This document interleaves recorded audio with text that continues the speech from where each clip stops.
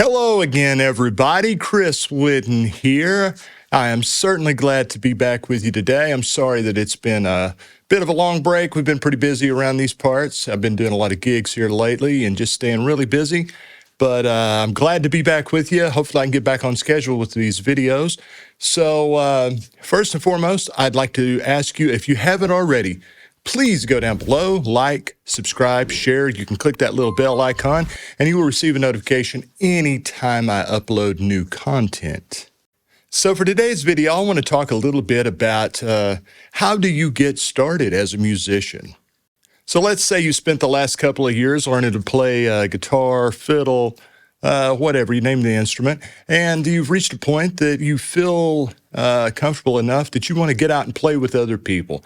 Maybe book some gigs, make a little extra money, and have a good time. So that's what we're going to talk about today, is some of the best ways to get out there and do that very thing. So without further ado, let's dive right in.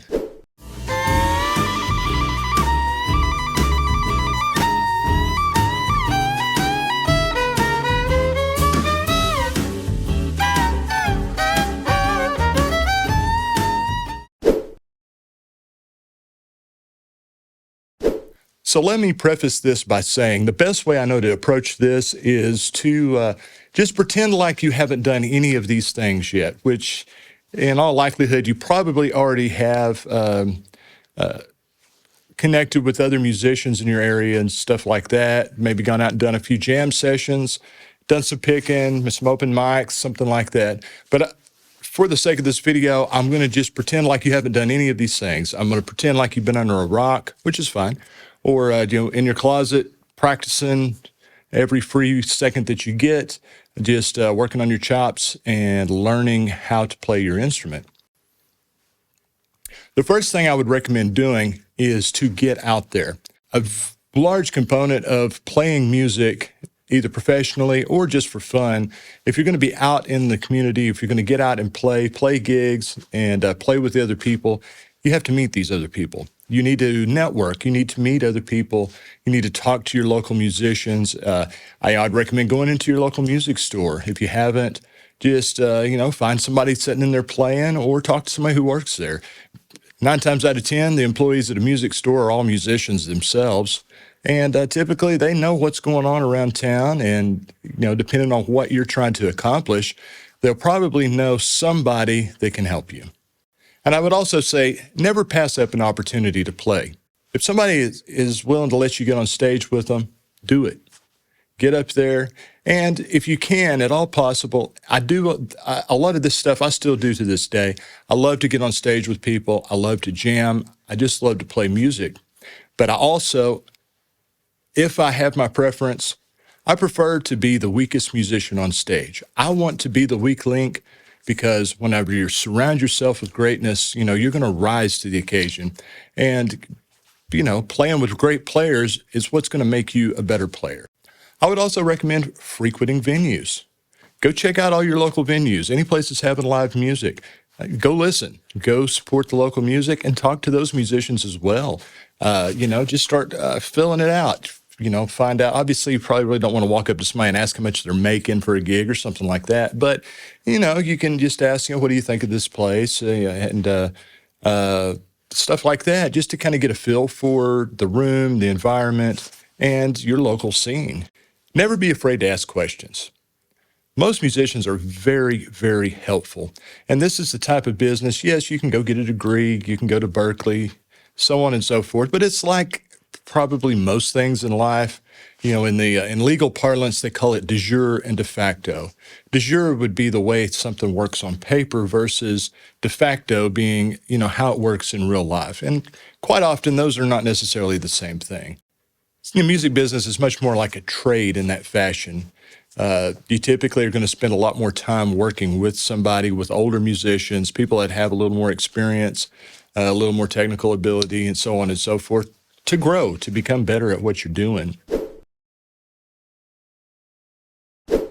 Next, I want to talk a little bit about gear. Obviously, if you're going to go out and play live, you're going to need an instrument that has a pickup on it. or some form of amplification, and you're going to need something to plug that into. If you're just a player, a musician, you're going to need an amp or a direct box or a something of that nature to go into the PA. If you're a singer, if you sing and play guitars and you're going to do like solo acoustic stuff, obviously you're going to have to bring a PA probably to a lot of the smaller venues and smaller gigs. So that's something that you need to think about as well. And I would say, do your research, talk to other musicians yet again, find out what's working for other people, and go from there as far as putting together your particular rig and what gear you are using. For me, I typically use tube studio preamps. I've done that for years. Have a Millennia STT Origin, which is a twin topology channel strip with a tube optocompressor preamp and tube EQ in it. Also have the Universal Audio LA710, which has both the 610 circuit as well as a solid state. You can blend those and get some pretty unique sounds out of that as well. I like doing that whenever I'm running in-ears. So, of course, sound guys love me for it. They don't have to worry about my stage volume. They don't have to worry about me being too loud or anything like that. The only caveat to that is you really need a good engineer whom you trust because, your tone depends on it. So let me just say that. If you really don't have a good engineer or somebody else to help you run sound, that may not be the best option for you.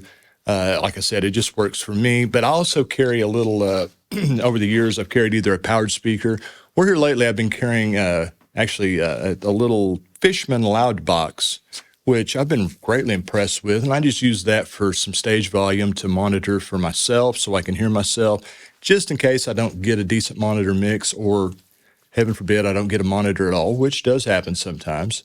But that way I hedge my bets and I'll be able to hear myself regardless. And I've been, like I said, very impressed with that little amp. It's a great little acoustic amp. It's actually my wife's. I actually dug it out and have been using it the last few months. Thanks, Raindrop. And I've been real impressed with that. So it's worked out great for me. And I just split my signal. One side goes into the amp, the other side through the preamp and onto the board like that. So they get a good signal for front of house. So the last thing I want to talk about are common mistakes that I see people make and have seen over the years and have made myself. Not going to lie, it's just part of it. Really and honestly, probably one of the biggest things is undervaluing yourself. And this is not just a beginner thing. I think that this plagues many musicians, including myself, throughout their career. Oftentimes you're just happy to have a gig or an opportunity to go play music and it's exciting and all these things. But, if you're going to do it for a living and if you're very serious about it, then, you really need to stand your ground and, figure out what you're worth and what you're willing to work for. And don't compromise. Don't be taken advantage of, I guess is what I'm trying to say. Not necessarily not compromise, but, you understand what I'm saying there. I think it's a very common thing. Over the last 15 years or so, I see more and more venues that want to just have music as kind of a cherry on top. Most of them usually are restaurants. So, they're making their money off of food and beverages. They're not making it off of music. There are quite a few venues like this that do not pay anything. It's strictly for tips, which, I'm going to be honest with you. In my personal assessment, it's not that great of a thing. I think you're undervaluing yourself, and overall, as that becomes more and more of a trend, I think it hurts everybody in the music business because you create this precedent that they can get cheap entertainment and they don't have to pay for it. But the reality of it is, they're paying the wait staff and the kitchen staff and all this because they're providing a service to that business to help them build their business and to make a profit and so forth. And if you're coming in to play music, you're doing the same thing. So, you deserve to make something for that. Also, think about how many hours you put into learning your instrument, how much money you've invested in your gear and your instrument and your rig and all that sort of stuff. So, just be aware of that, be cognizant of that, and just don't sell yourself short. Another thing, don't try too hard to impress seasoned players. That's something else that I see frequently with young players.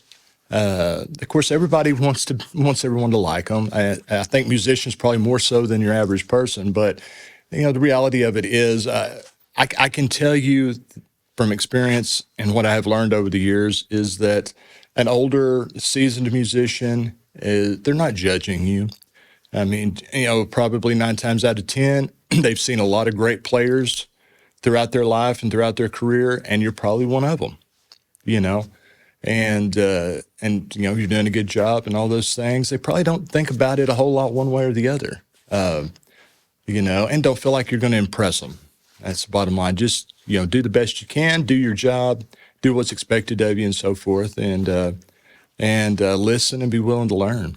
Because those guys, the older guys or gals out there that have been doing this for a long time, they have a lot to teach you. And so that's my advice on that. Just don't get too carried away.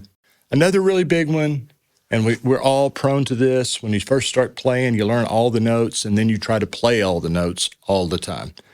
That don't work. The most important, most valuable, most noticed note you'll ever play is no note at all. In a song where there's silence, that stands out. That speaks volumes. And, I kind of have my own set of rules that I follow on songs. I typically will not fill, like during the first verse, the beginning of the song, just to allow the audience to get into it, to kind of figure out where they're at in the song, get a feel for it, start, hearing the storyline, and because you're trying to complement the song, and you want to work together to achieve that. And my favorite saying, and this was drilled into me by George Strait's band leader and piano player Ronnie Huckabee, and a great friend. Hi Huck, if you see this. Huck always said, "When in doubt, lay out. Just wait, and I'll let you know when it's time to play." Which, of course, that's a lot easier to do when you have somebody like him on stage who is so phenomenal at directing traffic. You really don't ever have to worry about it, and that is very helpful. But typically, if I'm not sure if the guitar player or somebody else on stage is going to come in and play fills or play a solo, I will lay back, but I'll be prepared. And, that way, if they don't start playing, even though I thought they were going to, I'm still not fumbling to try to, and there's dead space there. But, that brings me to another point. Eye contact. Pay attention to the other people on stage and listen to everyone on stage. For the most part, I typically want to hear everybody else on stage better than I can hear myself. I feel my intonation, the things vibrating against my jaw. I can get by without hearing myself at all if I have to. I don't prefer that, but generally speaking, if I'm too loud in my mix, just makes me play timidly, and that doesn't really work very well. So I would rather just, I really and honestly, I wish I could just hear it the way it sounds out in front of house. That way, I can play to that complete whole sound out there that everybody's hearing. But generally speaking, especially with in-ears, I just want a nice all-around mix with everybody. And, like I said, mix it like it's front of house, and I'll be happy. And I'm always listening to everyone else on stage, and I'm always watching everyone else on stage. I'm not there to just sell myself. I'm part of a team when I'm on stage with a band, and as a team, it's our job to, including the singer, to support the song, to raise that song up and present it, and do it as much justice as possible. And you've got to listen to what's going on around you in order to do that. Lastly, I shouldn't have to say this, but I'm going to anyway, just to be thorough. But don't be late. The common sense, self-explanatory, but even if nobody says anything to you about it, and it still stresses everyone out when you have a whole band, the sound crew, the people, the promoters, everybody's standing around waiting on you to show up so you can get sound checked and get the job done, get to work. So that's something that I always talk about. Be punctual. There have been periods in my life where I was that guy. I'm not going to lie. It happens. And then, just in general, things happen. traffic, so on and so forth. Everybody's going to be late from time to time. That's just how it is. But just don't make a habit of it. So that's it for today's video. Like I said, hopefully this is a few tips to kind of help you, give you a few things to think about if you're getting ready to start booking some gigs and getting out there and doing some playing. Like I said, the biggest thing is networking. That is a major component of the music business, is just knowing people, being available, being prepared whenever your phone rings. And that is a huge component of it. So I can't stress that enough. And the music business is hard. It's hard. I'm not going to sugarcoat it, but it's a lot harder if you are not a part of your community, be it your local music community, or if you're national, international touring, whatever. You have to be in the mix. You have to be part of the scene, whatever scene it is you're going for. You need to be involved in it. You need to know people, and that's how you get stuff done. That's how you get phone calls. That's how you get work, and that's how you stay busy. So that's the biggest thing I would say, and the biggest thing I can't stress that enough. I certainly hope this video helped a few of you out. If you have any questions, please ask down below. If you have any comments, any suggestions, maybe how you got started in the music business, how you started gigging out, and that sort of thing. I would love to hear about it. Maybe some information about your local music scene. It's different everywhere you go. So anyway, I would love the opportunity to hear from y'all about all that too. Please drop a comment down below. Of course, if you need any violin, fiddle, or mandolin work done on a record or any kind of recording, let me know. I'd love to work with you on that. I can record it here. I'm all set up for that, and we can shoot the tracks back and forth and see what kind of magic we can make. In addition to that, if you're interested in lessons, if you would like some violin, fiddle lessons, feel free to let me know. We can do that remotely, work around your schedule, and make it real simple. This week's Thanksgiving, I'd like to wish each and every one of you a absolutely wonderful Thanksgiving. I hope everyone gets to see their family, and I thank each and every one of you so much for watching this video. You don't know how much that means to me, how much the likes and subscribes and all the interactions, the comments, and all the good words. They mean so much, and I'm so appreciative to each and every one of you for that. That's very, very meaningful. That's one of the things that I'm thankful for this Thanksgiving 2025. So I hope each and every one of you have a wonderful day, a wonderful week, an amazing Thanksgiving. Eat all the turkey, visit with all the family, and as always, keep on picking.